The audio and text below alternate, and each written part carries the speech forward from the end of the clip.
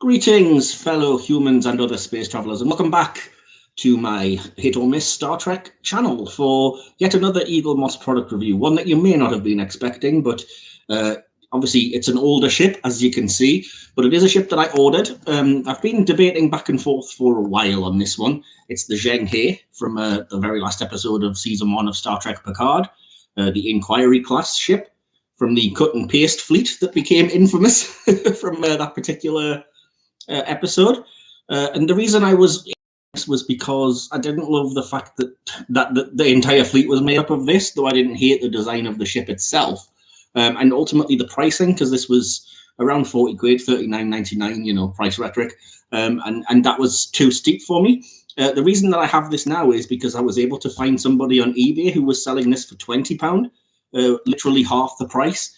And it was used but like new, hence why it's boxed and everything still, and why this, like my other couple of after my first one, this will be me unboxing it and showing it to everyone as if it were new, because effectively it's like that. And if you were thinking about getting the Zheng, maybe it'll make you you know, change your mind one way or the other.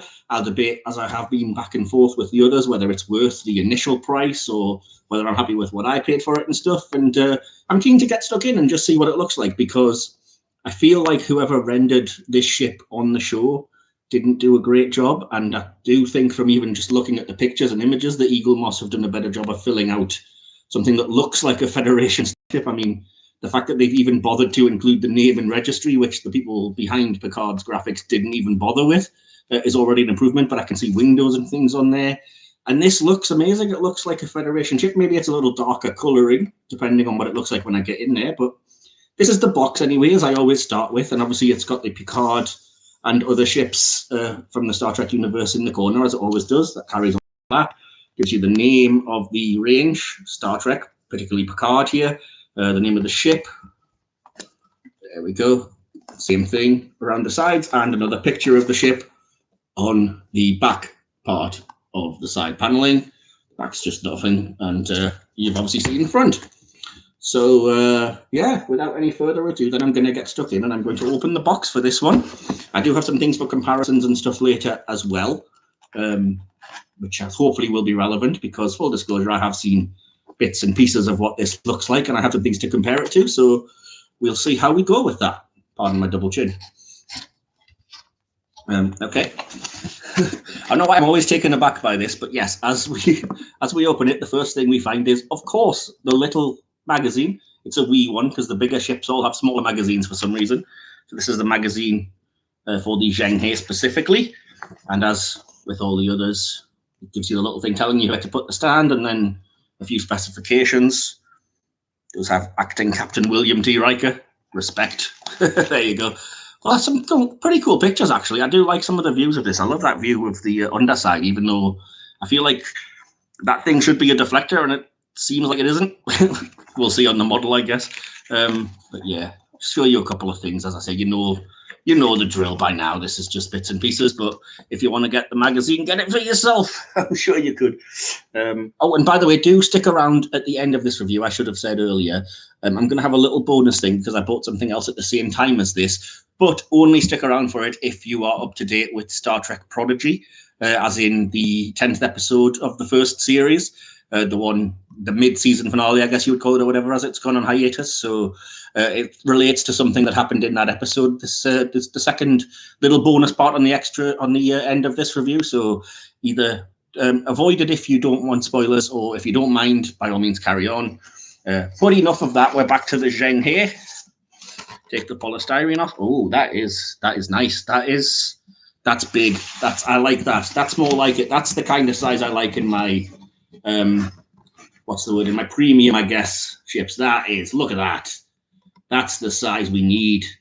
That's what I'm looking for from all these Discovery ships and things. Look at that. Gorgeous stuff. Something of a rarity for me that this isn't a 32nd century ship, so I can actually pick up the whole ship. There's no nacelles detached or anything. And there we go. There it is. Oh, okay. I have a few thoughts about this then, so let me just say, first of all, absolutely love the detailing on it. I'm actually using a slightly different streaming service thing here. I'm using YouTube, so you might be able to see it a bit better than my previous reviews, but I may still be able to get you some pictures and things if not. Don't know how much you can see, but there's not so much Aztecing, but there's actual detail. There's like lining and stuff and what looks like actual brazed bits of metal. This the actual metal work and stuff on it reminds me a lot of the Enterprise NX-01 actually. And as I said, they've actually bothered to put the name and registry on, so already a step up from the people that make the show. Bit of shade from me, but you know, never mind. Never quite sure about some aspects of this design, and the model doesn't make it a whole lot clearer. I think that thing indented in the front is supposed to be the deflector, but it's really thin. It looks like it could be, but it's a bit too thin to really make any judgment either way. And like I said, the underside part, although that view looks fantastic, it feels like that should be a deflector, and yet it looks more like a shuttle bay door or just a bit of brazed metal or ridging or something, which doesn't make a ton of sense with the design, even though it does look good. I also do like that angle. I think that looks really cool. For some reason, I'm a sucker for these. I know some people really don't like the non-circular saucers, but I like the ones that have a bit of an egg-like shape, I guess, a bit more point to them. And this one looks like it really does. Plus, I'll be honest, the fact that it looks so metallic in terms of its overall sheen and with what looks like metal, like ribbing and ridges and stuff on, makes it does fit into the story idea that this is designed to be, you know, Starfleet's toughest, fastest warship kind of thing. So I do like that, but I do wish in the show they'd given it some of the details that the model has given it. And yeah, kudos to Eaglemoss for that. Absolute praise for actually developing it. Oh, there we go.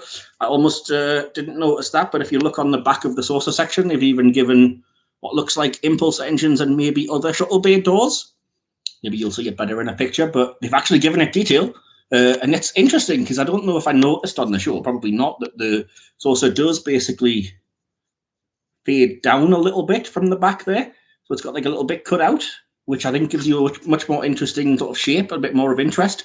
You can see that it looks like it's bisected by the middle, or, well, not bisected, I suppose, because it's splitting it into three, but it's kind of split down the middle with this metallic looking cool bit. And yeah, now you've also got that other bit of extra interest in the back, having little things almost cut out, I suppose, without it looking like it's chopped away huge sections of the saucer. I really love the bridge as well of this one, by the way. Hopefully you can get a good view of it. There we go. I don't see, I know some people complain because obviously it was a redress of the Discovery Bridge, so it looked like the Zheng here had a bridge window, which it always amazes me that that's such huge controversy. It doesn't hugely bother me either way, but it doesn't look like the model has incorporated one on the outside, so maybe it's not supposed to, or we're supposed to ignore that. Some purists might be happy that it doesn't seem to have it, but you see, it wouldn't have bothered me either way, but it's not there, and it does look very Starfleet Bridgey and kind of cool, as does the ship. And yeah, looking at it from the side profile as well, kind of cool, with one pretty notable exception that I've noticed that I kind of have to get to on the more negative side here, and that is these warp nacelles. These are terrible. They're flimsy as anything. They look like hard cardboard as opposed to even ABS plastic or anything good, and they look like, I don't know how best to describe it except to say that they just look like pieces of card that somebody's drawn details on. Nothing has any depth. Nothing has any texture. They just look really flimsy. And on something where the saucer is so well made and so indented, and they've put through the underside even, they've got every little bit of ribbing and ridging and registries all over the place, and even spaces for what looks like they could be supposed to be lights and blinkies, although they're not on there. You know, there's the actual detail. And then you get to these things, and it's just like somebody's painted a Bussard collector on a bit of cardboard, and it just it spoils the look of the whole thing. And it really is so flimsy. I'm not going to push it, but it really does feel like this could just break off at any moment. And when the rest of the ship is so heavy, because I will say this entire saucer section is really hard metal, like it looks like. The drive section, to be fair, isn't metal, but it is what seems like really hard ABS plastic. And then you get these nacelles, and they're attached to two really hard materials, and the struts themselves, but especially the nacelles, just from the way they look, are just so shoddy. And it ruins the whole thing because it's such a cool, I mean, like I said, you can see for yourself, it's a cool design for whatever reason. I just dig it. The profile and everything, it looks Federation Starship-y, it looks cool. I will buy that this is supposed to be a tough, fast ship of the lineage just after the likes of the Enterprise E and stuff. But, I mean, look at it. It really does just look like a kid has coloured in just blank slate bits of cardboard or something for these nacelles. I mean, if I was playing advocate for a second here, yes, there is bussard collectors, although they are, like I said, basically just painted on. There's no depth. There is what looks like purple warp grills, I guess, or something, which frankly are the wrong color anyway, but I think that's screen accurate. It's just the people that are rendering these things don't know that that's supposed to be blue. So that's kind of doubly annoying. And yes, there is what looks like a little bit of, okay, there's a little bit of ridging where they've actually bothered to put a little bit of an indent in. And what looks like, just lines and stuff to make it look a bit better. But this is disappointing. And yeah, on the back, there's what looks like blue. Now, that doesn't make any sense either, why it should have what looks like bussard collectors on the back of the warp engines. Your guess is as good as mine, but it just looks like somebody's noticed that this has a little bit of width to it and decided to color in the back. Again, that could be the people that made it on the show. I don't particularly praise their 100% of their efforts, although I do like the overall design. Like I said, the designer of the ship I would give praise to. I don't know what the first thing about it. I'm not Trek Yards, so I don't know who did what. I would say whoever designed this has done a really good job in making it look good, but whoever finalized the renders for it and actually put it into the show, in terms of the ship itself, did a really poor job. Because like I said, I know from seeing things at the time and from actually watching the episode up close that there was none of this detail or anything here. There was none of the ships had names or registries on them. It was all just blank steel. And you could argue, well, it's supposed to be a warship or whatever, but it's a Starfleet ship. It should look like it. And yet, look at this model. It has the name in some places. It has the registry in other places along the bottom here. It's definitely got the name and registry on the front, which just adds so much more to it. There's such an obvious place for it in that middle bit there that it just makes you wonder why they bothered skimping on the whatever time it would have taken to add that, because we do care about such things. We're nerds. But anyway, I'm not reviewing the Picard episode. I'm reviewing the model. And like I said, it's the same kind of situation in a way. I love the design. I love how faithfully they've reproduced it to look good here, but the nacelles really let the side down. It's the only thing that does, which is frustrating in the level that this is really good. It's actually a worthwhile size. There's what looks like a decent level. Like, look at this. The metal even looks kind of weathered. Sorry, it's a bit upside down. It looks kind of weathered and brazed around it, like it's been out in space for a while or in combat, or it's just, it's dirty, rugged metal like a warship. And even on the side, look at this. The side has what I assumed were ridges when you see it on TV, but what could be supposed to be windows, which they've also added, by the way, to the saucer and right the way back down the drive section, which also weren't present on the CGI model on TV, which again made no sense, which is a vast improvement that Eaglemoss have done, which is why I feel guilty to pointing out how much I really hate these nacelles, because Eaglemoss have done so much right. The size is absolutely worth the money in a way that some things haven't been. The design is gorgeous. They've done a really good job interpreting something that they had very little to go off of. And, on a nerd level, because it doesn't have detached nacelles and things, we can do that cool thing where we just go vroom and fly through and stuff, and it works really well. And look at that. That's pretty cool. I mean, that's your, traditional flyby kind of shot. And I think that angle works best, though. Sideways, it doesn't quite look as cool, although it's not terrible.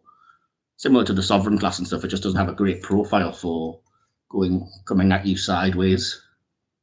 Sorry, my fingers are kind of in the way. When I put it on the stand, you might see a bit better. But just to finish off my review then, the only other thing I haven't noted is that it does have what looks like impulse engines on the back, bizarrely, of the warp nacelle struts. But they are quite thick struts, so it makes sense, and at least it gives them something on there. I don't know if they were on the CGI model. That's one thing I hadn't noticed. Everybody's shouting, no, one thing you can't nitpick about for once. And the back, which looks like it should have been a shuttle bay or something, just isn't. But I don't mind that, because you can see other shuttle bays and stuff elsewhere, and that's just a nice little closed-off piece of the design. It doesn't have to, you don't have to over-design things. So Eaglemoss knew exactly when to stop and everything as well. So again, literally, I love the size, I love the design, I love the extra bits that they've actually went to the trouble of adding that the people on the show didn't. Absolutely love the saucer section, and the fact that it looks exactly like the kind of metal that it really is, and it feels like it's got weight. I love the drive section, even though it's not metal, it's hard ABS plastic. But I hate these nacelles. They could have done, I mean, I wouldn't have even minded if the nacelle struts were a little bit flimsy, because they're big enough and wide enough that they're not going to snap off or anything, provided they'd actually made the nacelles look good. And maybe you'll see if I can do some comparisons in a second, but we'll move that on anyway from now. I'll plonk that down there and finish up just by showing you, and this shows you how much this is basically like new from eBay, that it still has the stand in the wrapper. I don't think this has been out of the box, or barely, from whoever I bought it from, so I got a bargain, and thank you to whoever sold this to me. I should have looked it up. And on the back, USS Zheng here, 86505 is the registry. Yep, I don't know why I do this, but yeah, it looks like it says 86505 on the ship as well. My eyesight's not great, so it looks a little bit like 88505, but it's definitely not. It's the right registry. Yeah, getting into the 5 digits beginning with 8 in the Trek universe now, after having the Defiant and Voyager being a 5-digit number beginning with 7. I know some of these things, you know. There we go. The stand is it's a pretty basic one of those ones, and I remember I did glimpse at the magazine there, and it shows you just slide it onto the back of the saucer section, as with a huge bulk of these bigger, more traditional, shall we say, Starfleet ships. Well, that stand actually goes into the clear plastic handles really well, and it fits all the way, which doesn't always happen with these, so points for that one as well, Eaglemoss. I will now put the box down so that I have a bit more space to work with, and I will place the Zheng here, the Inquiry class Starfleet Federation ship, on its stand. And there you go. Now that does look pretty good. Again, the nacelles, I can just see them now. Maybe it's not as obvious if it's not right in front of you, but I can just see them letting the side down, looking really just like painted or felt-tipped cardboard or something on the side there. And it's a shame, because that side profile, actually, I will say, is really good, better than I kind of was giving it credit for previously. Let's do a quick sort of, apologies for the nerdiness of this, but a sort of semi-flyby situation. So, yeah, that's not bad. That's your back view. I love the back view. For whatever reason, the way that it just draws your eye up. Again, it's so well designed. The back view of it is fabulous. And the front view, let's have a look. Yeah, the front view from that particular level, that's really good, actually. Yeah, that's really good. I like the way it's so just Starfleet, isn't it? It reeks of it to me, anyway. And for a new Trek design that everyone's always whinging about, oh, it doesn't look Star Trek enough or whatever. Well, not everyone, but, you know, a certain vocal majority.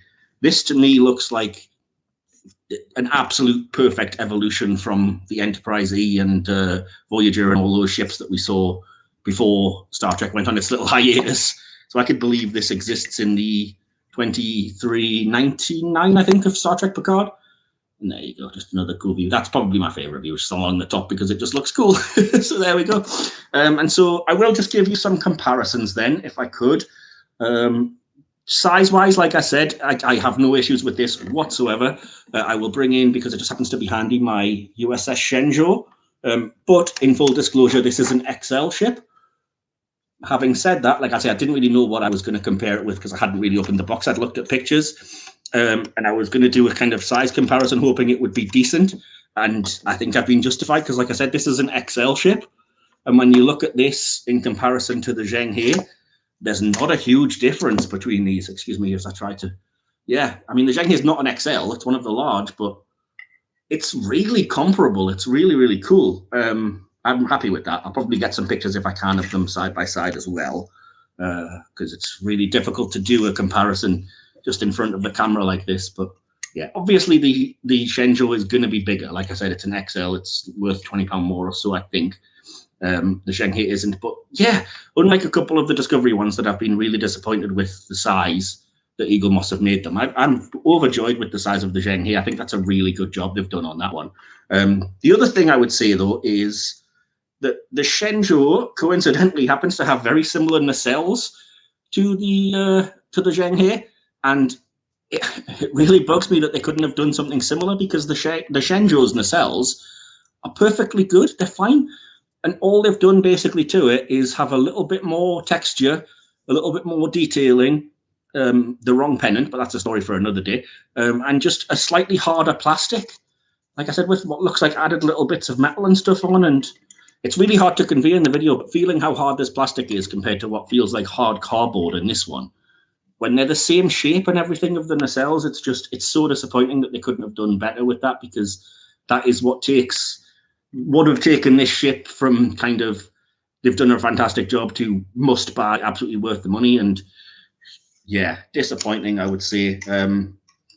But I do have one other comparison, because thankfully it happens to be nearby, and I think I grabbed this for the nacelles comparison because I had a feeling from the pictures and stuff. And this is my regular edition version of the USS Equinox, or Equinox if you're an American, because this has a similar situation where the nacelles are quite similar. They're actually hard plastic, but they haven't really got that much detailing. They've added little fins to it, which gives it a bit more. But what they've done is, if you can see here, hopefully maybe again I can get pictures, but the equivalent of bussard collectors, the difference between this we've just painted something on the Zheng here, and this red, we've actually given it some detail on the Equinox, is astounding, the absolute difference. So yeah, I can't really, again, that's my only complaint, but hopefully I'm justifying why I'm saying that to you, and you don't think I'm just nitpicking. On the other side, I also, this wasn't intended, but because they have quite similar kind of saucer shapes and things, you can see the difference in material. Not that Eaglemoss have used necessarily, but in universe, that these are similar shaped ships, but this has got your kind of traditional greyish approaching kind of off-white Starfleet colouring, and this one is NX-01 metal. Yeah, so that shows you, and I like that. To be honest, I'd rather that than all things be uniform. And like I said, for this supposed to be slightly different, the Zheng, for the fact that it's supposed to be a warship and a tough, mean, gritty, the Romulans don't want to stand against this. I'm all for it being like that. I wish that we didn't have a fleet made up of just variations of this, with only the nacelles changed, ironically, which might be why Eaglemoss have made them easy to just get rid of. But again, that's my only complaint with this. And so, again, to bring it back to the name of the channel, then, hit or miss. I'm still going to say hit for this. The nacelles are a bugbear, but they're not kind of they ruin the whole thing bugbear. I would still say this is I would still say this is worth the 40 quid original price. It's big enough to justify that, and there's enough hard metal and kind of actual work that's went in both from conception to execution to make this a complete hit. Well, let's say a middle ground hit, but it would have been an absolute flyaway buy it now if these nacelles weren't terrible. And I could understand if they let you down and you feel that that's a reason for you not to go for it. But I will say the fact that I paid £20, I'm overjoyed, because I definitely got value for money at that price. Let me just say quickly as well, I did notice that, I did notice that the nacelles do have the NCC registry on them, at least, as well. It's just written on in what looks like black kind of pen or something, but at least they went to the trouble. And look at all these different textures and bits and pieces on the bottom. It's a hit. It's a real hit for me. I'm really happy that I have this, even though I wasn't the biggest fan, as anybody who knows me or listens to the podcast will know, of Star Trek Picard, and especially not of the infamous cut and paste fleet. This is still a really well-designed ship. As a kind of flagship of the fleet, or one part of the fleet, I love this design. I've not got a problem. I just wish they hadn't decided, oh, we've got one really cool design, let's just replicate it 100 times and pretend it's a fleet. But, we've seen trailers and stuff, and it looks like they may be rectifying that in Picard Series 2, so fair play to them, maybe they will. So yeah, that will conclude my review of the USS Zheng He. But as I alluded to earlier, there is going to be an extra bonus part to this video, because I bought something else that I found on eBay at the same time for a cheap price. But the reason why I bought that is a spoiler. So just to give you all a spoiler warning, do not go any further than this warning if you have not seen Star Trek Prodigy Episode 10. Or if you don't want to be spoiled, or if you're waiting to watch it, or if you just, you don't want to avoid it altogether, turn the video off now. You've still seen the usual length review of the Zheng He. That's fair enough, but please, please, please don't watch any further if you don't want to be spoiled on Star Trek Prodigy. And yeah, don't blame me for it if you do, basically. So without any further nonsense rambling, the ship that I bought then to pull off the Band-Aid was the USS Dauntless. NX-01A from Star Trek Voyager. I wasn't going to get this ship because it's been out a long time and it's just one of the regular range, because my thinking was it's not a Starfleet ship. It's an alien ship disguised to look like Starfleet to try and trick them from the episode Hope and Fear, the Voyager Season 4 finale, which happens to be a great episode. And I didn't hate the design of the ship. It's just it wasn't a Starfleet ship. And as I started collecting, obviously that has changed now, but when I started collecting, I was just getting Starfleet vessels. Now that's gone out the window. I've got 70 odd ships, and that now includes Klingon, Borg, Hirogen, so I've just started collecting things that I like the look of. And I still mightn't have went for this, but a situation occurred like something similar happened with the USS Titan, which wasn't canon, even though I loved the design. Then it appeared in Lower Decks because, and again, huge spoilers, at the end of episode 10 of Star Trek Prodigy, a USS Dauntless appeared. Now, in full disclosure, I've seen all the breakdowns and things. It's not exactly like this ship. The more you get kind of into the newer version from Prodigy, the more you realize it's got some huge differences. It cuts off half the saucer. The nacelles are fairly different. The saucer is a slight bit more rounded than the kind of tapered point, but it is ultimately this ship, and it's based on this ship. The bridge looked exactly the same, and from interviews and things with the show creators, it looks like it's a deliberate choice to use the Dauntless because they want to be using quantum slipstream drive because they need to have something fast enough to catch up with the protostar drive of the USS Protostar. So with all of that in mind, I saw this as I was hunting for the Zheng here for an absolutely brilliant price and thought there's going to be a run on these because that's happened with the Titan once people get to see that episode of Prodigy. And this was like a day after, I think maybe a day or two after it had aired.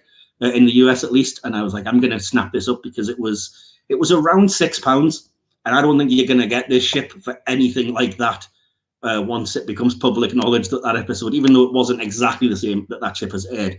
I will say as well that the ship in Prodigy actually has a decent NCC registry. It's NCC-8 something of a 5-digit registry, not the NX-01A kind of nonsense of this. Not that I'm complaining about that, because again, that's the point. It's a guy who's faking the Starfleet chip, so he intentionally would have, not realized and just been like, all these Starfleet chips have letters and numbers, let's just make something up. So it kind of tips the hat a little to the audience of that, and I'm fine with it. In fact, it's faintly amusing in some ways, but yeah. So because I haven't actually opened this, I decided I would save it for the video, even though it's a smaller one, because why not? A bit of extra value. Before I go any further, you obviously do have the magazine as well, which I was also able to get, which again, for the price, I can't believe it also included the magazine. And again, the model's boxed and everything like new. The magazine and box weren't shrink wrapped, but come on. Like I said, they are used, but they are still like new, so you can't complain. This is one of the bigger magazines, the actual original size that they came out. So this is actually more like a magazine than the little leaflety things of the bigger ships. Of course, I haven't looked into this, by the way, so there you go. Initial kind of, what's the word I'm looking for here? Statistics, I guess, and things. Instructions of how to put the stand on, which I better check for later. Just goes on the back of the saucer, though the stand has an extra bit of a ridge by the look. And then, yeah, there's going to be quite a bit in this, I would imagine, because it's one of the proper magazines. So you're going to have Dauntless orthographics and stuff, information about the episode, and then probably extra information. Look at that. That's cool, the orthographics. I do have these because I have all of the books of the starships. There's also a bit about designing the ship, which I fully expected at the back. And what looks like a little deep dive into the Borg, maybe weirdly at the back here. So again, do check that out if you happen to have access to the magazine, but I'm not going to show you it all because that's not what I'm here for. I'm going to tip this up because I'm keen to get at this model and see what it looks like. For £6, though, I don't think I'm going to complain. It could basically be terrible and I wouldn't care. And I've never really, especially the smaller ships, Eaglemoss have always absolutely knocked it out of the park for me. So let me this thing looks very Dart-like, is my initial impression. Oh, wow, that's cool. Oh, that is awesome. Well, the light reflects off that so well. You probably won't see it on the camera, but as I'm looking just with my eyes, my vision, the light reflects off the curves in that saucer beautifully. It's so cool. Yeah, I did always really kind of like this design, as if it had been a kind of future Starfleet development with a faster than light, faster than light, I guess, propulsion system. I would have dug it because it has that going for it, the kind of sleek, we're darting through space idea, which I know is a nonsense because, you're in space, you could be a block and you could move at the same kinds of speeds, but something in our human brains just if we're supposed to be imagining fast things, still just imagines this, doesn't it? Imagines arrows pointing forward and stuff, and that's really cool. The detail on this thing is astounding, as it always is. I mean, Eaglemoss, you've done yourself proud yet again. I have no faults with this. I know some people have nitpicks of things that I often don't realize, like misaligned ports and stuff, but as a semi-layman, I have no issue with that. It says USS Dauntless NX-01A. I would imagine, even though the ship has differences, that you will eventually be able to buy a decal with the new NCC Registry to place over that if you wanted to. I may, but I probably won't, because chances are there'll be an Eaglemoss model, likely bigger, of the new version of the ship. And yeah, I'm just going to show a few of the angles, because that looks really cool, doesn't it?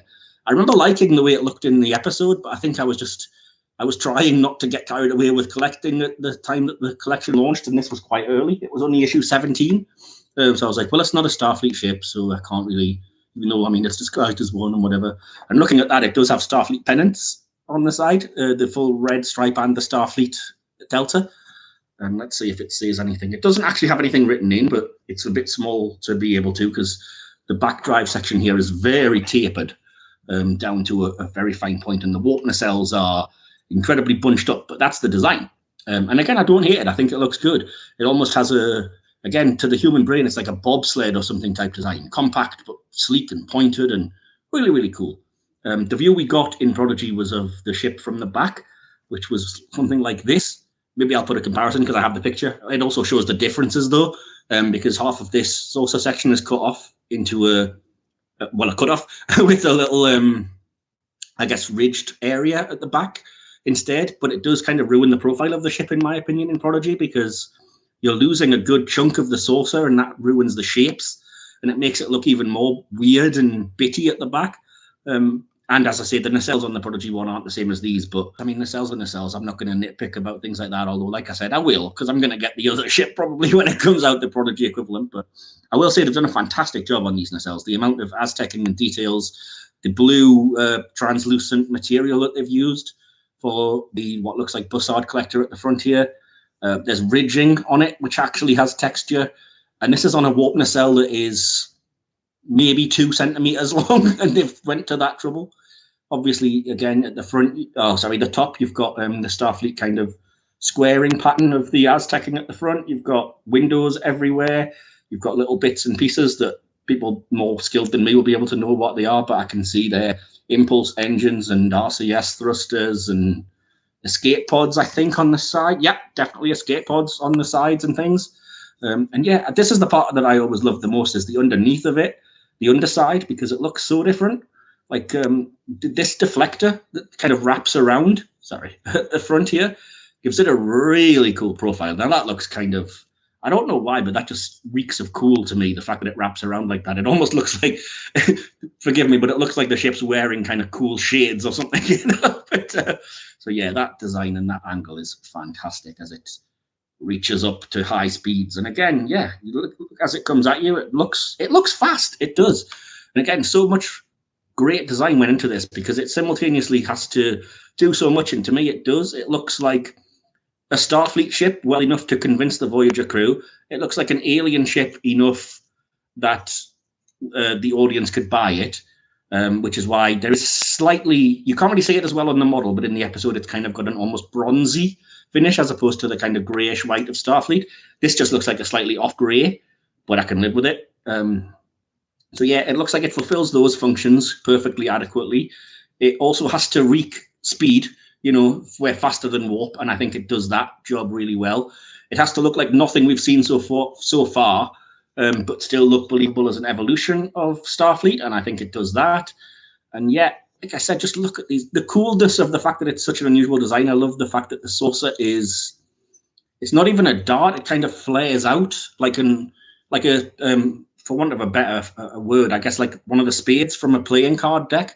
It has that shape, and it gives you the chance to put extra little bits on the back here. The impulse engines can go there. It's got extra bits of padding, I guess, and other thrusters. Little ridges at the back here that are just awesome. The detail, like I say, is fantastic. I mean, this probably would have been retailing for around about £16 at most, if you could get it, but it's probably going to be out of stock quite a lot. As I say, I paid £6. I'm overjoyed. That was a bargain and a half. I can't. Absolute flyaway hit. Basically, even at full price, I would say flyaway hit if you have any interest in this ship, if you happen to like the shape of it. Some people do, some people don't. It's very much a Marmite ship. But if you have any interest at all, I would say snap it up, especially now because it's going to go out of stock and it's going to go up in price, even though it's not the same exact design as the Prodigy version. So I will just quickly, because this video is going to be quite long, I'll quickly just put it on the stand. And again, you can see, even though it's used, that it can't be that used because the stand is still wrapped up. And we've got USS Dauntless. No registry listed on the bottom, but given that it's a ridiculous NX41A, we can forgive it. And if you were wanting to get this and customize it because you didn't mind the differences, that's probably better because it doesn't have a registry on. So you could change the registry decal on the ship, which, as far as I can tell, only appears in one place. So it would be a simple job if you were a Prodigy fan and you wanted to think, well, maybe I can pretend it's the same ship. It's similar enough. It would be a simple matter of sticking the NCC registry decal over here, and that's it. Nothing to change on the stand, nothing elsewhere on the ship. You're done. So that's cool. Click that through, and I'll pick up the stand. Promise I won't keep you guys any very much longer. Oh yeah, the stand goes all the way down again. The teeth things look like they're designed to actually fit the unusual shape of the ship. And it said to just put it into the drive section, which is easy. There we go. And there we have it, the USS Dauntless, Arturus's trap for the Voyager crew. Look at that, fantastic. Yeah, a small model, but as I say, I'm sure there'll be a larger Prodigy Admiral Janeway version coming soon. So yeah, absolute hit on that one. So that's very, very good. And yeah, I'm very grateful for my purchases. I think I have to stop now because I've been buying, as you've been probably seeing on here and on my social media, a lot of Eaglemoss models. I'm still waiting, as you will know. It's probably going to become a bit of a running joke now, but I'm still waiting on the USS Cerritos. No indication that's due anytime soon. Once it gets here, I'll do a review, I promise. But that could be any time at this stage, so who knows. In the meantime, as always, like I said, I've been saying this for a while now because I've been making more and more videos than I expected to, but episode 1 of series 2 of the podcast is imminent. I promise it's coming out just in a few days, this Sunday coming up.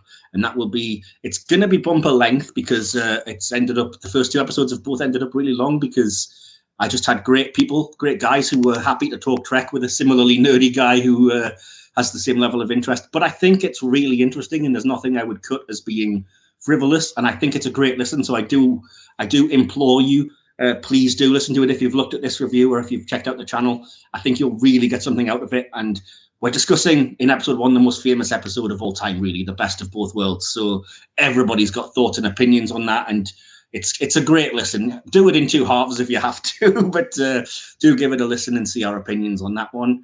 And yeah, I will be back hopefully with no more reviews because I don't think my wallet or bank balance could take it, but I will definitely be back, as I said, or the channel will be back with the launch of series 2 of the podcast on Sunday. And in the meantime, remember, live long and prosper. We are Starfleet. We spend far too much on ships.